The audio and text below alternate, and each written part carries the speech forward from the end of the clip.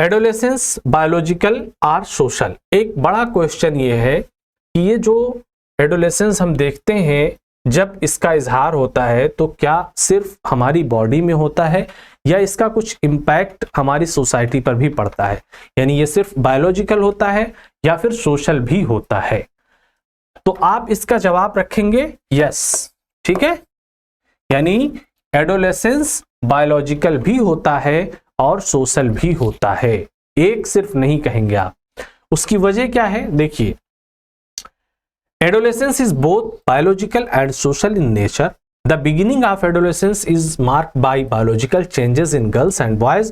As a matter of fact, just before puberty there occurs what is known as pre-adolescent growth spurt.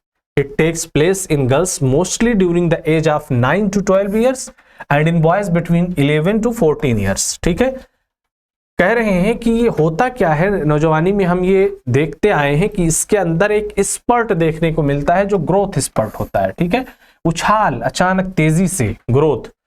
और ये होता कब है, ये लड़कियों में आमतौर पर 9 से 11 साल के बीच में और लड़कों में आमतौर पर 11 से 14 साल के बीच में होता है, ठीक है। During this period and following shortly thereafter the secondary sexual characteristics emerge. अब इसके बाद में चूंकि ये चीजें जब तय हो जाती हैं ग्रोथ की, तो होता क्या है इस ग्रोथ में, इस ग्रोथ में आपकी जेंडर को तय करने वाली चीजें निकल के सामने आ जाती हैं, जिन्हें हम क्या कहते हैं, सेकेंडरी सेक्सुअल कैरेक्टरिस्टिक्स। एक तो हो गया आपका खास पार्ट, ठीक है, कि आप लड़की हैं या लड़का है, लेकिन उसके साथ साथ जो और चीजें निकल करके आती हैं, जो आपका रहन सहन, उठना बैठना, खाना पीना, पूरा कैरेक्टर, पूरा बिहेवियर आपका जो तब्दील करते हैं, उसमें जो चीजें निकल के आती हैं उन्हें ही हम कहते हैं सेकेंडरी सेक्सुअल कैरेक्टरिस्टिक्स। जब ये चीजें आती हैं तभी हम ये तय करते हैं कि हमको किस तरीके से रहना है और किस तरीके से जिंदगी गुजारना है। इसीलिए देखिए हम इसको इस तरीके से समझ सकते हैं कि हमने ग्रोथ को समझ लिया, सपोज दैट कि लड़की होती है तो क्या चीजें आती हैं, लड़का होता है तो क्या होता है।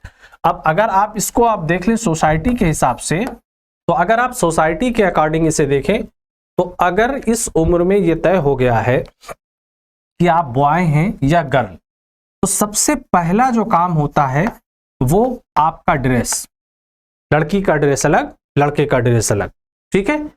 एक जैसा दिखने वाला भी ड्रेस डिफरेंट हो, क्योंकि साइज मैटर करती है ना, पूरी जिस्मानी साख्त मैटर करती है, जो बॉडी का स्ट्रक्चर है वो। तो पहली चीज जो हमें नजर आई वो ड्रेस बदल गया। दूसरी चीज जो नजर आई स्टाइल, लड़के का स्टाइल लड़की के स्टाइल से बहुत अलग हो जाता है, ठीक है। तीसरी चीज लैंग्वेज,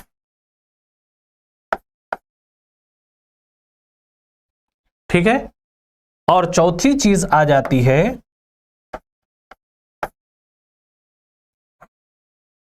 हमारा बिहेवियर या कैरेक्टर।